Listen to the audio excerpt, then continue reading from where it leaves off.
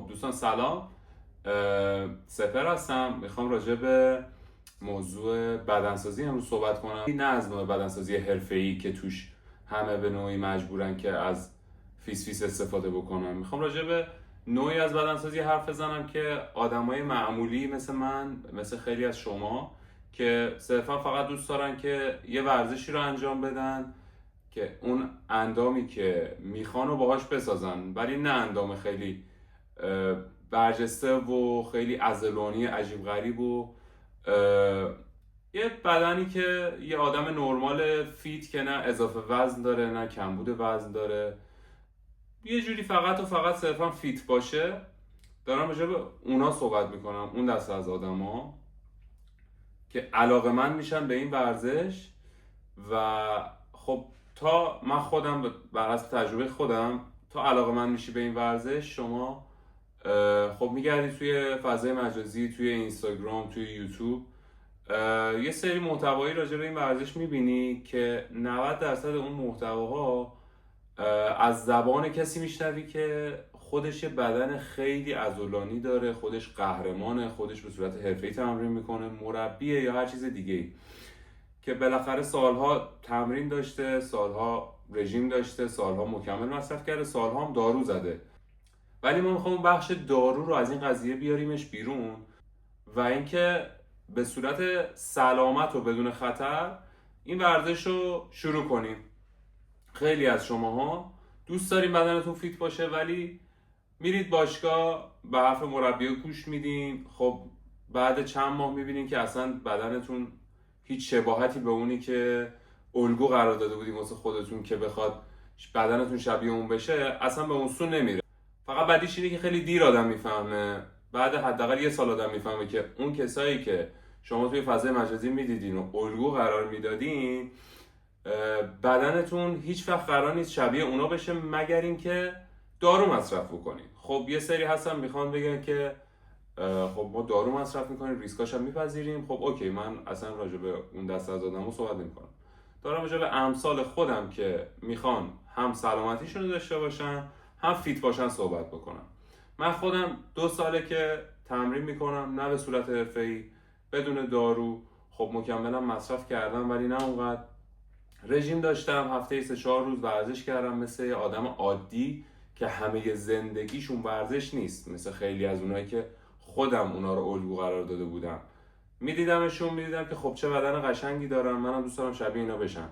خب شروع میکنم ورزش کردن، هر کاری که اونا میگن توی پیجشون هم انجام میدم، ولی میبینم که بدن من شبیه اونا نمیشه. چرا نمیشه؟ یکی بحث داروه، یکی بحث اینه که 90% اونا تمام عمرشون رو تو باشگاه میگذرونن، هم شغلشون ورزش کردنه، هم درآمدشون از اون راهه، هم تمام زندگیشون رو وقف داشتن اندام قشنگ میکنن که به صورت حرفه‌ای چه مسابقه بدن چه مربی باشن، حالا به هر شکلی. من میخوام تو این ویدیو اون کسایی رو مخاطب قرار بدن که مثل خودم شغلشون چیز دیگه ایه، هر روز کار میکنن صبح تا بعد از ظهر و نمیتونن اونجوری وقتی که بقیه قهرمانا و ورزشکارای حرفه‌ای میذارن روی اندامشون رو روی اندام خودشون بذارن. فقط صرفا میتونن روزی 2-3 وعده غذای رژیمی بخورن، هفته 4 روز تمرین بکنن و مکمل مصرف کنن. حالا کسایی که این بحث رو شروع میکنن خیلی کنجکاو میشن به نسبتش، از دور که میبینن، قبل از اینکه اصلا بیفتن تو این وادی، میبینن که خب بچه اشتراک تمام این کسایی که هیکلای خیلی عضلانی دارن و الگو قرار دادم من اونا رو برای خودم، بچه اشتراک همشون چیه؟ اینا همشون مکمل مصرف میکنن و بیشترین بحثی هم که توی این داستان هست بحث مکمله. حالا شروع میکنی به گشت و گذار توی دنیای مکملا، میبینی که خب پیج هر کسی رو باز بکنی میگه که خب وی و کراتین که باید باشه، همه اینو پیشنهاد میکنن، میگن اصلا اصل کار اینه. خب میگی که خب حتما وقتی دارم ورزش میکنم خب حتما باید اینا رو بخورم دیگه، اگه نخورم اصلا نتیجه نمیگیرم. این ذهنیت توی آدم شکل میگیره. حالا وی و کراتین این دوتا اصلیاشه، ولی خیلی از مربی‌ها، خیلی از قهرمانا که خیلی هم دیده میشن توی فضای مجازی و همه اسمشون رو میدونن، خب به جز این دوتا چندین تای دیگر هم پیشنهاد میکنن، چیزای دیگه هم میگن مثل گلوتامین، آرژینین، آمینو، انواع ویتامینا، امگا 3. همه این داستانا رو ما هممون دیدیم تو اینستا و شنیدیم که آقا اینا اصل کاره. که شما اگر یه جمع‌بندی بخوای بکنی از صحبت این ورزشکارایی که ما دنبال میکنیم و مربیایی که ما دنبال میکنیم، میبینیم که خب اینا رو بشماریم 10 قلم چیز شد که خب من برای اینکه بدنسازی رو شروع بکنم یا بخوام بدنم شبیه اونو بشه، خب باید حتما اینا رو مصرف بکنم. میره آدم میگرده میبینه که خب اینا قیمتای کمی هم ندارن و واقعا خرجشون سنگینه. بعد میبینی که تو ماه باید چندین میلیون تومان خرج فقط مکملایی که دوستان پیشنهاد میدن باید بکنی و بجز حالا خرج شهریه باشگاه هست، رژیم هست، همه این داستانا به کنار. ولی بحث مکمل میشه گفتش که یکی از سنگین ترین خرجای ممکن واسه کسایی که میخوان بدن خوب داشته باشن و تازه وارد این رشته شدن. حالا من خودم قبلا مصرف کردم، الان 1 ساله که مکمل مصرف نکردم و بدون هیچ مکملی و فقط با یه رژیم 70-80% رعایت میکنم چیزایی که میخورم و هفته 4-5 روزم تمرین میکنم، 1 تا 2 ساعت تمرین میکنم، نه اونقدر سنگین نه اونقدر سبک. حالا من گفتم که آگاهی توی این زمینه خیلی کمه، به خاطر اینکه بیشتر همه سعی میکنن که این محصولا رو بفروشن به شما و تبلیغات راجبش خیلی هست، یه دنیای خیلی بزرگی داره، اسمای خیلی بزرگی پشت این قضیه هستن و هدف از اون تمام اون پستا و استوریایی که شما از افراد مختلف میبینین که اینا رو پیشنهاد میدن اینه که شما این محصولا رو بخرید. چرا؟ چون که تمام قهرمانا اسپانسرشون یکی از این شرکت‌های مکمل فروشی و مکمل سازی و اینجور داستانا هستن و کلا یه بیزنسی پشت این قضیه، بیزنس خیلی بزرگ. خیلی هم توی این قضیه دخیلن. حالا یکی که تو ایران میخواد ورزش بکنه با اون شرایط اقتصادی باید بدونه که این خرید مکمل واسه من ارزش داره یا نه. حالا این ارزش رو از کجا باید بفهمیم که ارزش داره که چندین میلیون خرج این مکمل رو بکنه آدم یا نه؟ اینه که از نتیجهش باخبر باشه که من اگر چندین میلیون خرج یک دوره بکنم که 40-45 روز اونا رو مصرف بکنم چه نتیجه‌ای روی بدنم من میذاره، که اگر اون نتیجه رو بدونم تغییرش رو بفهمم که این دقیقا این پولی که من دارم میدم، این پول و قرصایی که من مصرف میکنم قراره چه تغییری توی بدن من ایجاد کنه.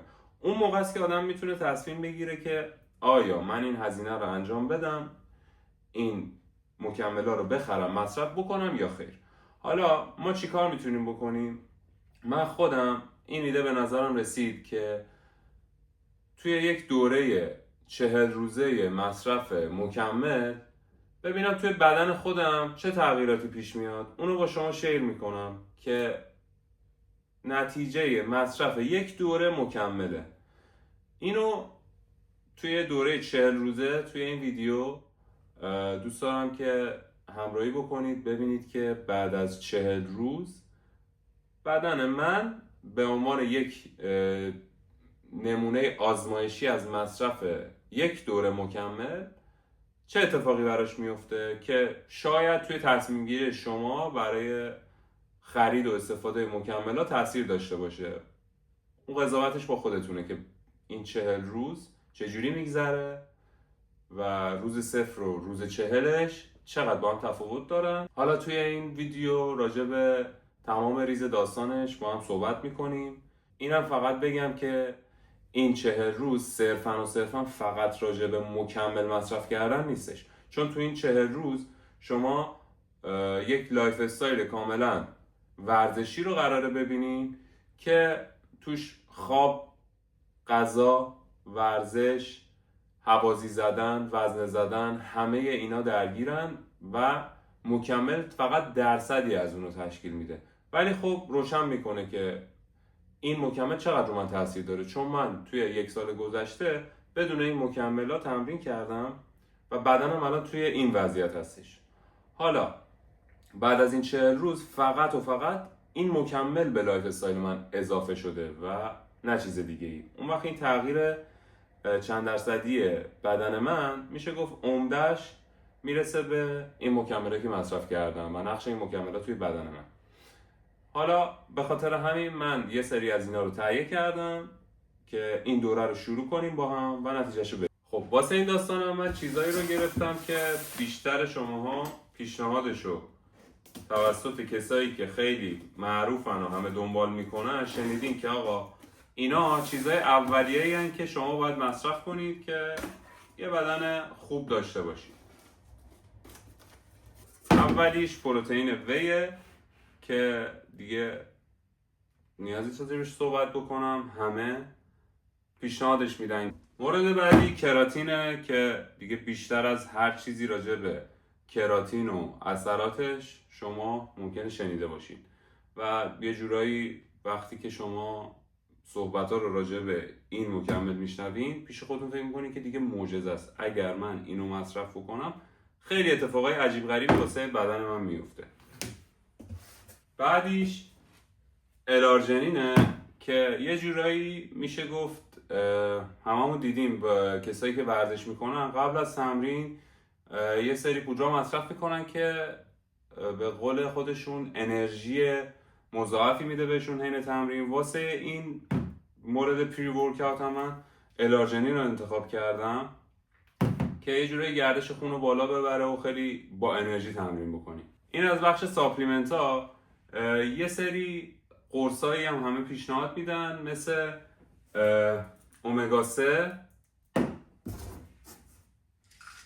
D3 و منیزیم که اومگا 3 و D3 یه جورایی مکمل غذایی برای کسایی که خب غذای دریایی زیاد مصرف نمی‌کنن مثل من. D3 واسه اینکه کلا میگن چه ورزشکار هستی چه ورزشکار نیستی باید بخوریم و منیزیم واسه ریکاوری بهتر. حالا با این مکمل‌ها من میخوام یه دوره 40 روزه رو شروع بکنم. تمام مصرف اینا حدود 40 روز زمان میبره که روزی 2 یا 3 اسکوپ وی مصرف میکنم، روزی 2 اسکوپ کراتین که در مجموع 8 گرم میشه و روزی 1 اسکوپ هم از الارژنین برای قبل از تمرین واسه انرژی قبل از تمرین مصرف میکنم. همینجوری که گفتم هدف از گرفتن این ویدیو اینه که بیشتر و بیشتر راجع به اثر این مکمل‌ها روی بدن خودمون آشنا بشیم که تصمیم گیرندش بعد از پایان این دوره شما باشین که آیا میخواین این مکمل‌ها رو بر اساس هزینه‌شون مصرف کنین یا خیر. راجع به هزینه‌شون هم میدونم برای خیلی سواله که چقدر مثلا یه دوره این شکلی براشون هزینه برمیداره.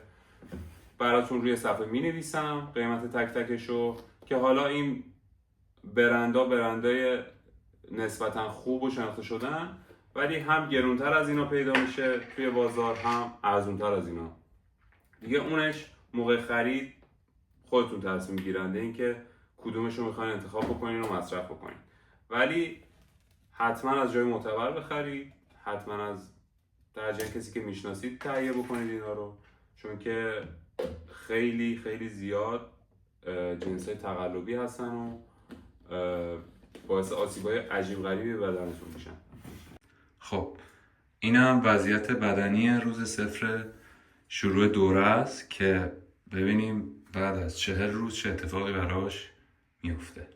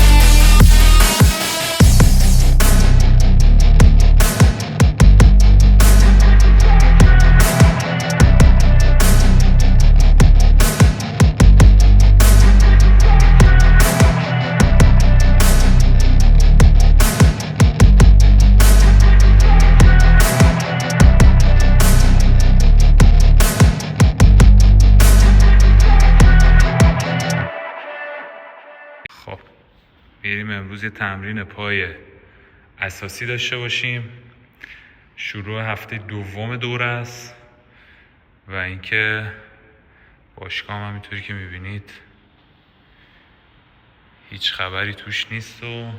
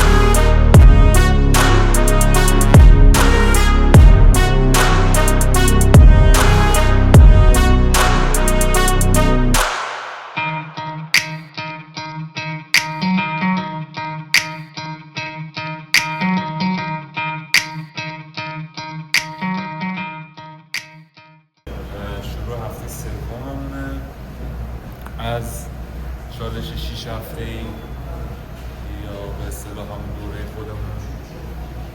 یه تمرین سینه دارم امروز، 2-3 حرکتشو زدم، یه دم عضلانی انداختم، یه آپدیت ببینیم با دم بدن توی باشگاه، ببینیم که چقدر تغییرات داشت.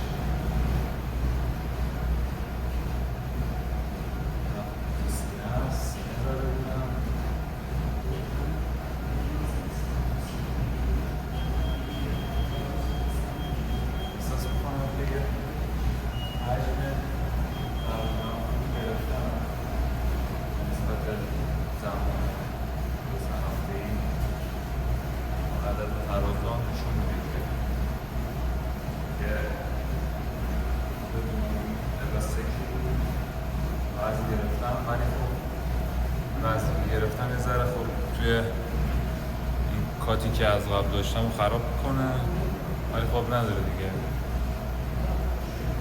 حجم گرفتن همین داستان رو هم داره. بریم واسه وقتی تمرین.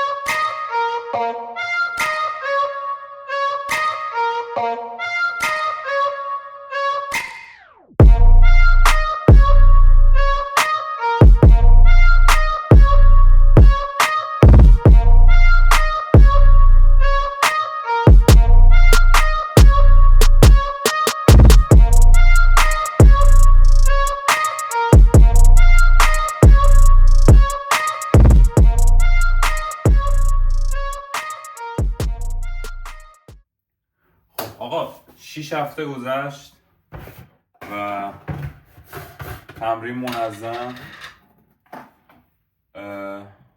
مکمل منظم. هفته 5 روز تمرین کردم، روزی 3 اسکوپ وی، 2 اسکوپ کراتین. وزنم از 85.5 رسید به 89.5، به 90 هم رسید، ولی الان حدود 89.5. تهش هم دارم با التماس خالی میکنم، چون که خیلی برام صحنه دردناکه تمام شدن بگم.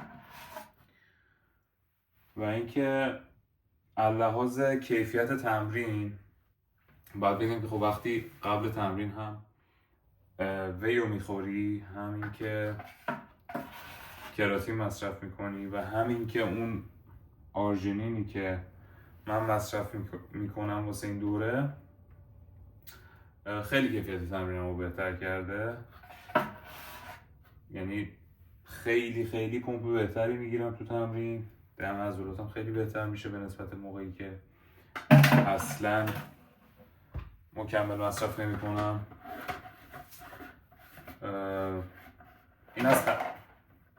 این از تاثیر اولش. تاثیر بعدیش این که خب خیلی خوب این دوره به من یه حجم خیلی مناسبی داد، همینجوری که خودتونم باید توی ویدیوهای تمرینی که براتون گذاشتم میبینید. من اینجوری میخورم و قاطی میکنم، یه اسکوپ یه اسکوپ کراتین با یه اسکوپ هم آرژینین.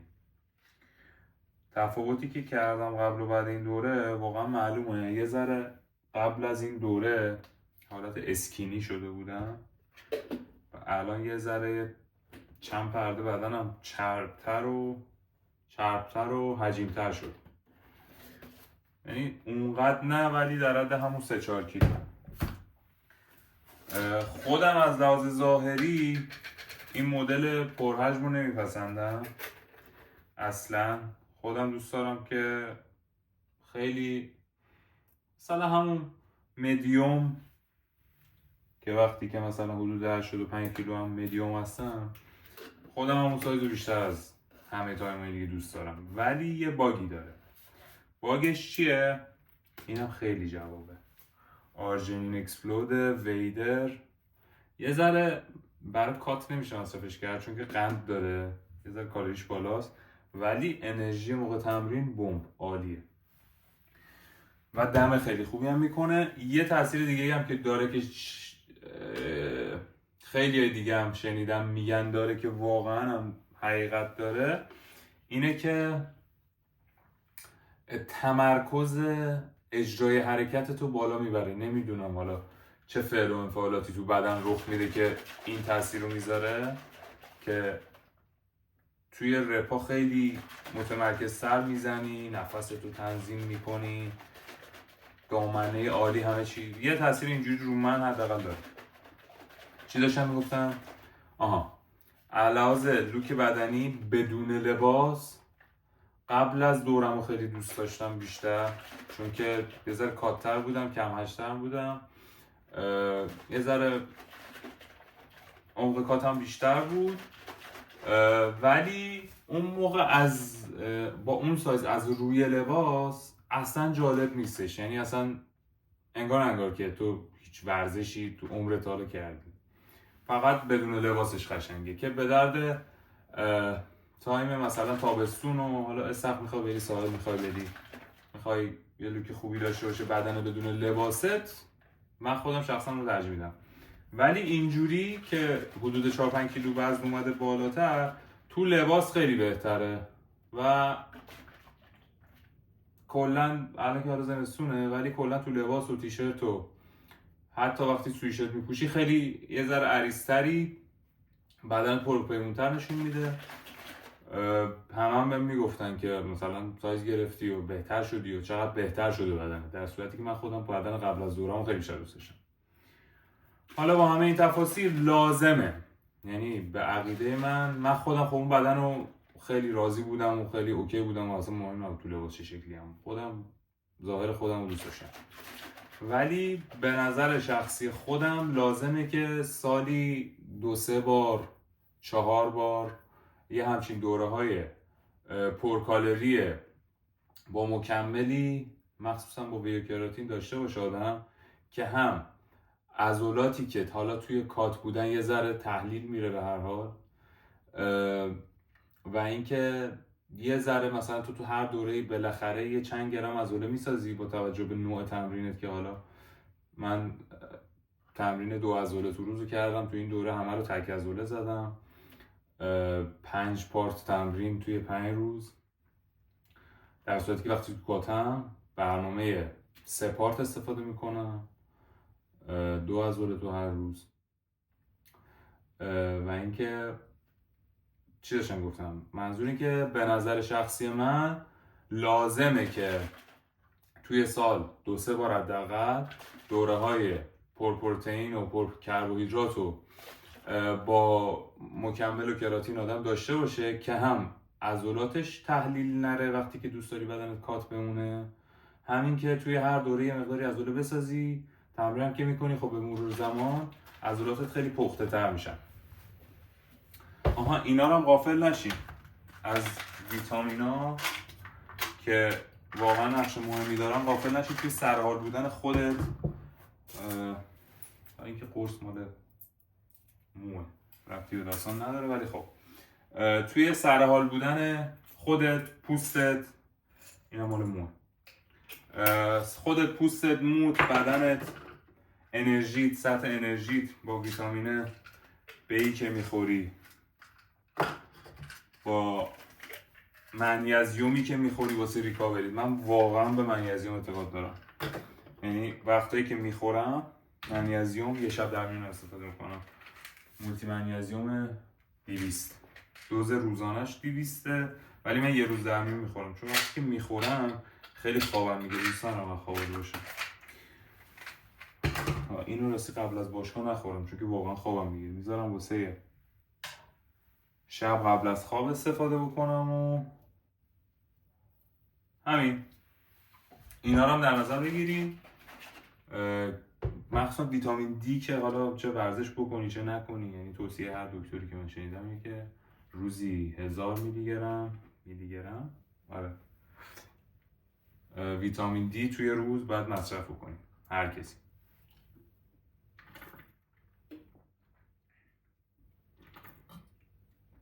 حالا اینکه آیا نتیجه‌ای که برای یه بدن نچرال با این حجم از هزینه بعد از یه دوره 6 هفته‌ای که همه تلاشتو کردی، غذا، رژیم، تمرین، خواب منظم، مکمل، همه این صحبت‌ها، آیا این بخش مکملش به قیمتش که براتون نوشتم لیست قیمتشو که توی حالا استانبول در این موقع زمانی که دارم ویدیو میگیرم اون قیمته، آیا میصرفه یا نه؟ به نظر خودم نه. به خاطر چی؟ به خاطر اینکه اگر خود من بدون مکمل فقط و فقط یه ذره کالریمو بالا میبردم که بردم تو این دوره، به نظرم 70% این نتیجه رو، حداقل 70-75% این نتیجه که الان گرفتم و بدون اینا هم میگرفتم، با زیاد کردن کالری، مصرف گوشت و تخم مرغ بیشتر، کربوهیدرات بیشتر، برنج سیب زمینی بیشتر، احساس میکنم نتیجه رو میگرفتم که قبلا هم گرفتم، فقط ویدیوش نکردم. به نظر شخصی خود من نمیارزه، ولی یه نکته هستش که هیچکی در نظرش نمیگیره توی اثری که مکمل رو آدم میذاره. یه ذره وقتی که تو هزینه میکنی، حالا اگر مقدور باشه که مثلا یه هزینه آدم بکنه واسه مکمل، یه ذره با اون ورزش کردن تو، هم سر موقع باشگاه رفتن تو، تمرین کردن تو، همه این داستان ها، یه ذره به همه این اوصاف، یه ذره به همه این داستان ها نظم میده. برای شخص من اینجوری، از خیلی دیگه از دوستانم که ورزش میکنن شنیدم که منظمشون میکنم مصرف مکمل، ولی آیا ضروریه؟ خیر. این همه پولو خرج مکمل میخواد آدم بکنه، اگر براش فشار مالی داره، نصف اونو میتونه هزینه رژیمش بکنه، گوشت، مرغ، ماهی، سبزیجات، برنج، سیب زمینی، همین تموم شد. به همین سادگی همین نتیجه رو میشه گرفت. هیچ ضرورتی توی مصرف مکمل نداره. حالا اگر بخوایم به نظر من هزینه هم بکنیم، کم بکنیم، اولویت با کدومه؟ 100% با کراتینه. نه آرژینین لازمه، نه پری ورکاوت لازمه، نه وی لازمه، چون همه اونا جایگزین دارن. برای پیرورکاوت یه شات قهوه هم همین اثر رو بهت خواهد داد. برای پروتئین وی هم اگه بخوای جایگزین بکنی 100% یه شونه تخم مرغ 10 برابر این مطمئنم، تجربهشو کردم، اثرش خیلی بیشتر از اینه توی خیلی سه‌بعدی کردن عضله و سرحال کردن بدن. ضروری نیست ولی بودنش هم ضرری نداره. این نظر کلی منه. مرسی از اینکه ویدیو رو دیدین. امیدوارم که برای کسایی که میخواستن حالا تهیه کنن واسه خودشون یا نکنن یا به هر دلیلی ورزشکارا این ویدیو رو دیدن، امیدوارم که کمکی بهشون کرده باشم. مرسی از اینکه ویدیو رو دیدین.